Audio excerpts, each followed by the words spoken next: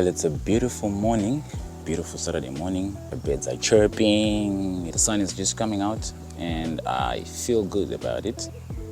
And today we're going to be giving some love to our CX10. So we have a couple of things that we want to install today, do some service, change spark plugs, change the oil, and install the magic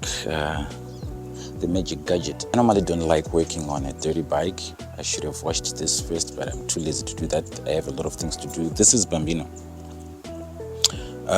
Bambino, if you're watching this, all this dirt was caused by you. You know what you did, and I haven't forgotten. Certainly haven't forgiven you. So, Bambino, if you're watching this, I have some words for you. Digitus medias manus to you. Every day at 2 p.m. Digitus medias manus. Look that up if you don't know what it means. Anyway, I'll show you what I got here on my setup. I have my tools box, of course. I'm no pro, but I think I have enough tools to use for what I want to do. And I'll be putting the bike on the stand because I'll be doing some. So first things first, I have a boom box for some music if things get boring. And these are the items that I'm just trying to do. I want to change my throttle cable, like the color on that one. And I'll be changing my oil. I'm going to be using this good stuff, Motu 7100. So this is TNW40 fully synthetic motorcycle oil. That's what I use. For the filter, I always use my high flow filters. Good stuff here. For the most Kawasaki's, it's the HF303. Guys, I don't have to tell you about lube. This is lube for the bike. Everything needs to be lubed up.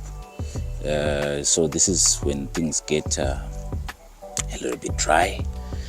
And this is automotive lube. I'm not talking about the lube that you get in the pharmacy. Good to get that out of the way. This is This is the oil that I've been using. So this is what I'm taking out of the bike. Still Motu 10W40 4-stroke motor oil, but this is 5100. So they're a bit different. This is semi-synthetic, and this is 100% synthetic oil. And this is just an empty 5-liter oil container that I want to cut out so that I catch the oil that I want to drain out of the bike. And we have this magic box here. So this is the good stuff that we'll be installing. Oh, I forgot there's something else in this box that we're going to be installing. Apart from the gadget itself, I'm going to be installing this little thing here. So I changed my bike's steering damper from the stock one to this manual damper one. So my stock damper, it was an electronic one, and the electronic one has a cable that runs from here into the bike, and it communicates with the computer box and whatnot. So if you've watched my previous videos, there's a yellow warning light that I get here. It's because it flashes because the bike will be saying, hey, I can't get the signal that I want from the steering damper. I don't want you crashing because you had a tank slipper. So this steering damper is better than the stock one, 100% better, because I can adjust it manually and it's holds quite nicely. I have tested it, it's quite nice. Splendid Ninja here, but anyway, so this is the the error cancelling adapter that I'll be installing. I think this is the first thing that I'm going to be installing. But first things first, when I'm opening up this bike, I want the oil to be draining as I'm doing all that. So I need to put it on the stand, start it up and let it warm up, so that I can drain the oil. You can't drain the oil when it's cold.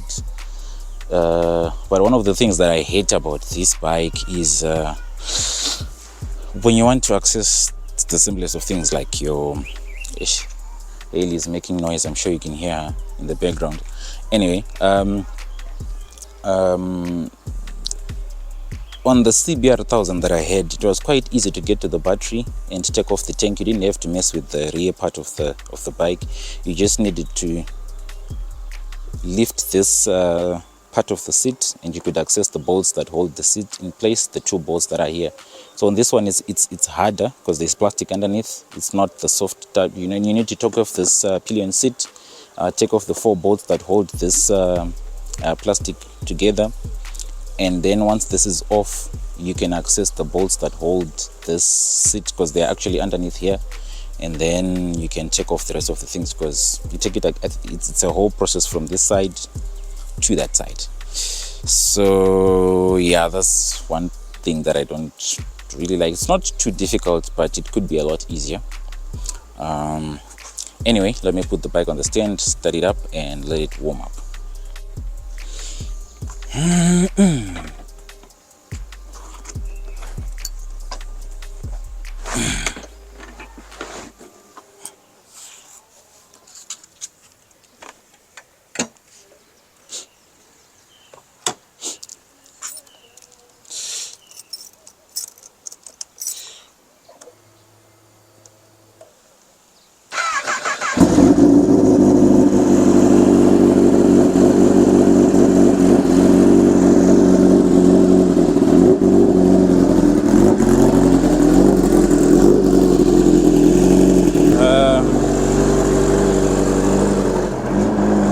So as the bike is warming up, I think I'll take off the pillion seat and oh snap, I'll need the key. Yeah, but the next step is take off the pillion seat, and then take off all that good stuff so that I can let the bike warm up. No, so that I can open up the rest of the stuff.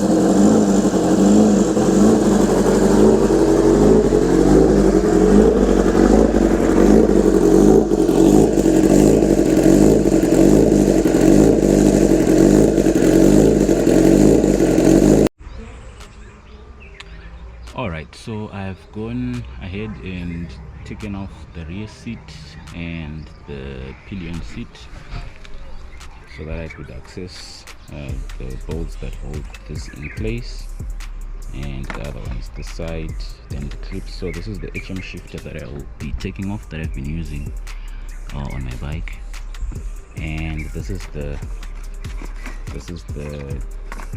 cable that connects to the stock the original steering damper, and we're just going to connect this little thing so that it sort of fools the computer box to think that the original steering damper is connected, because it just reads a resistance, the resistance that comes from the little motor that's in the original steering damper. So let's go ahead and plug that in and see if we then lose that light.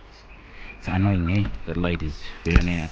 You should understand, I come from BMW. That's the car that I drive, and yeah, you know, with those cars, lights are very scary because you don't want to be seeing lights when you're driving a BMW or any German car, pretty much. So installing this is pretty easy.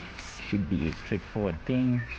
Just go ahead and plug it in like that. Where it goes this way, and that should be it. So before I tuck it in somewhere and secure it, I just want to make sure that everything is working. So on my key, and just like that, I get the So this is the other thing that was not happening. So let me just turn off my key one moment. So the ZX10, when you turn on the key, it does a quick check to just see if everything is okay with the bike, like the electronics. So when you turn on the key, it flashes the dash just like that, so that shows you that everything is fine. I'm sure you saw the little light, the yellow light that came here.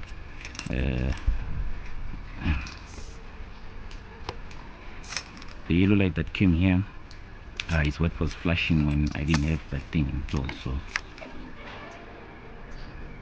this one. So yeah, that's what we were looking for pretty much. And now if we start our bike,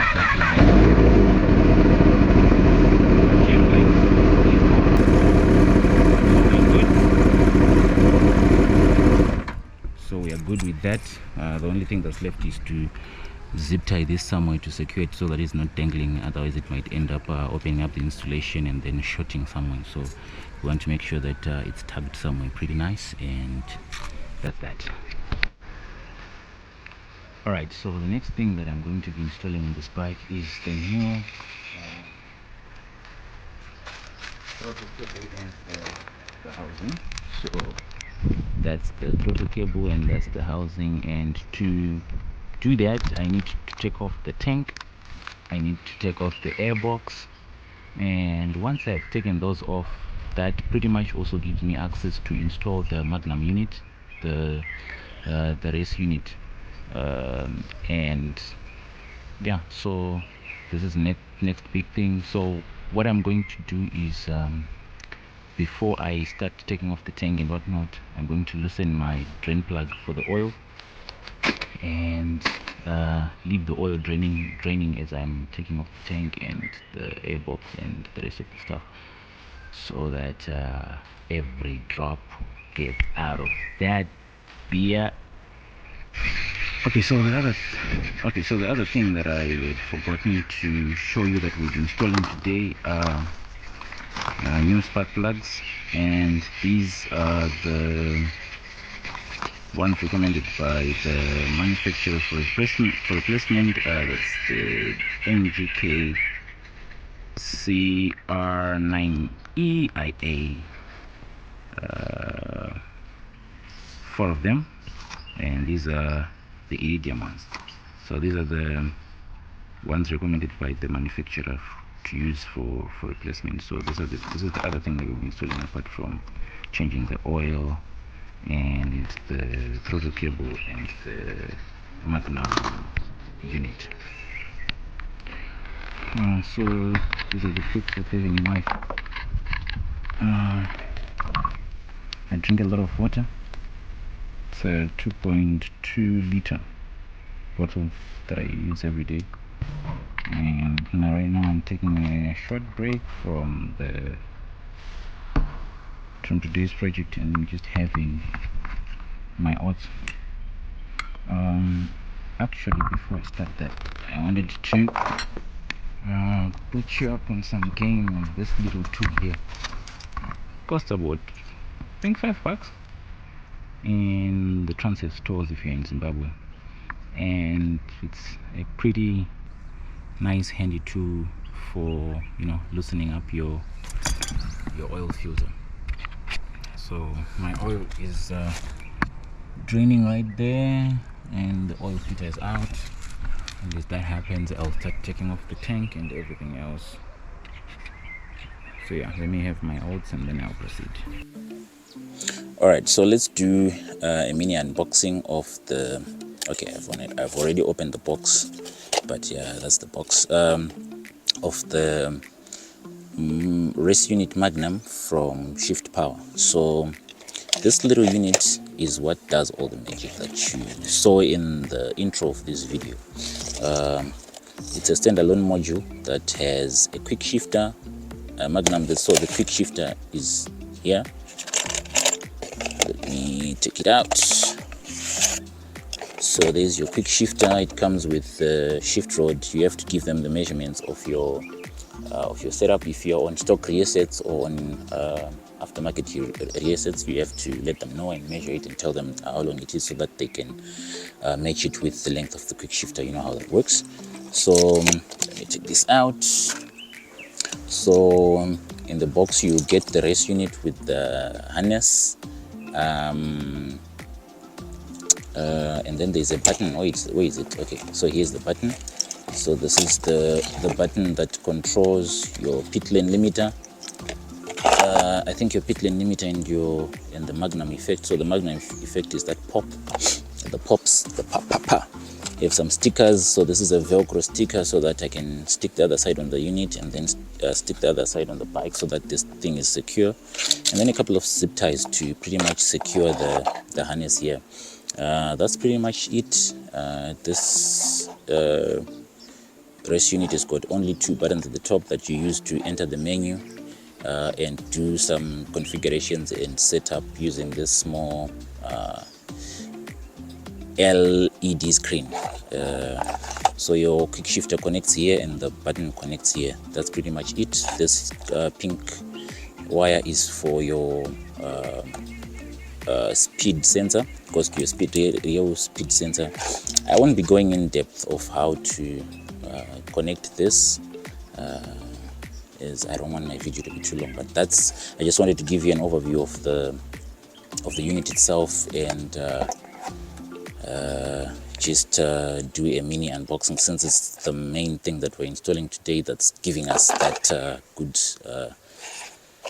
the magic that we want on the ZX10. So that's about it. Let's continue with the rest of the video. Alrighty, so I took off the tank. There it is. Put it nicely on the tire so that it doesn't scratch. I took off the air box. The other part is over there, and this is the top part of the air box. I just put it aside. I didn't want to disconnect the fuel rail thingy, and I just lifted the throttle bodies a bit so that I could disconnect my throttle cable here. So I have installed the new throttle cable there. That's done. Next up, I'm going to take off the harness for the quick shifter that I was using, an HM quick shifter. Good, very nice quick shifter. It's just that the system comes with its own quick shifter, so I'll be installing that and taking off this. So I will just disconnect the harness for the quick shifter, disconnect these leads that go to the coil packs, and then install the new spark plugs. From there I will start installing the Magnum unit.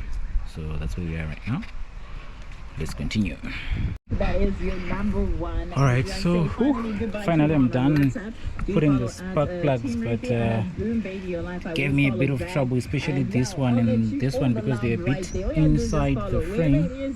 These ones are easy because they're right there, so it's easier. My issue was I could, after putting it the extension, the spark plug socket, I couldn't put in the extension, because then this one I got it easy, but this one was a bit of a challenge. But I had a number of these sockets that I just played around with and found a combination that worked. So that's that with spark plugs. Next up, we are removing the harness, the whole complete harness for this quick shifter, and then remove it from here after installing the Magnum unit, of course. So that's where we are. There's a dog fight that I watched here. 2 birds were fighting. There's a mulberry tree. I don't know, are these the mulberries or the raspberries? What's the name for these berries in English? Oh, they're the blackberries. No, they are not blackberries. So there was a beautiful dog fight between 2 birds fighting for, I don't know, for a female or what, because one of them is there. How do you zoom in on a GoPro? Because if I get too close, they run. There was a nice dog fight going on here. It looked like 2 F-22 fighter jets putting on some fight. Anyway, let me go ahead with the installation and finish up. Man, I am so tired. But we managed to install what we wanted to install. We managed to cover quite literally everything that we had planned for today. The SP unit has been installed successfully. The only thing that's left, the quick shifter from the unit. Don't know if it can see, but yeah, that's written dual motion shift power quick shifter. So the only thing that's left is to go into the settings and do a couple of configurations, set up our pit limiter, our our launch control, and some of the settings there, the shift sensitivity, the Magnum levels and things like that. But pretty much this has been done. I'll give you some shots of the sound and what really this Magnum unit is changing. Ciao. Okay, I think I'll be able to get some space to test the pit lane limiter here. Oh, there it is.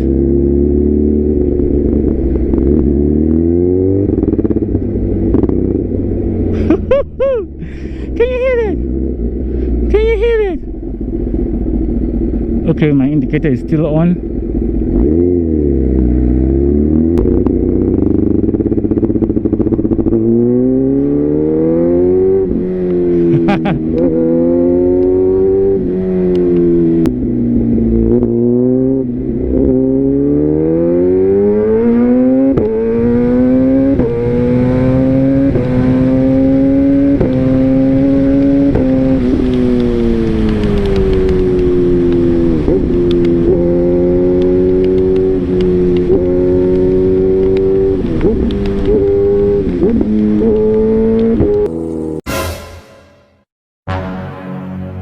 If I meet you, I can beat you up.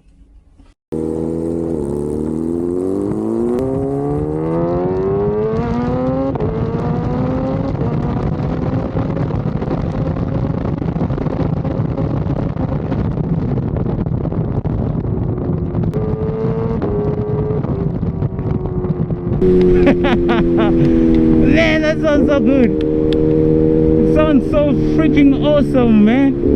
Only problem is I can't see from this visor. It's a dark visor and it's already dark, and I have myopia already, so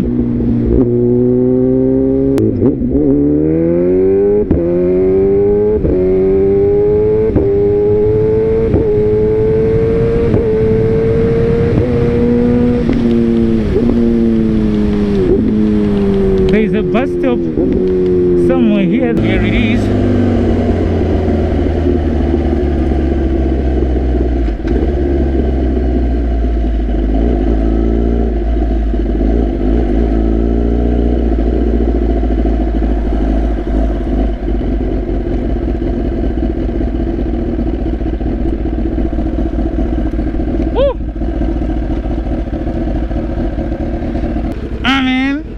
Okay, let me quickly, we don't have much time. Gotta go back and start the workout. We have a workout today, so let me quickly move you from my chin to the tripod so that we can start the test for the sound. Tripod out. And I have to take off my helmet so that I can take off the GoPro.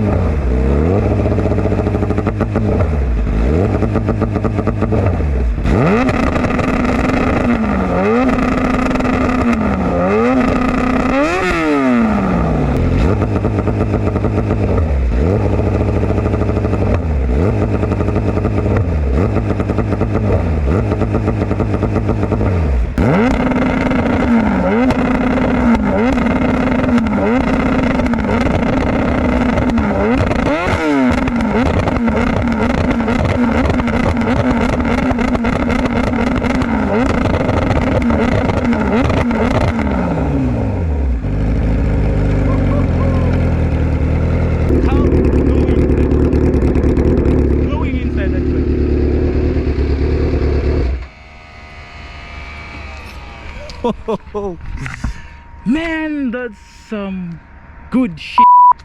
I wish I had some lights I could show. Oh, can actually pick up the moon. And some cars coming. I'm sure they're wondering what's going on here. They're guns, and I'm close to the airport. I hope I don't get into trouble. Because cheers, guys. Cheers. Woo.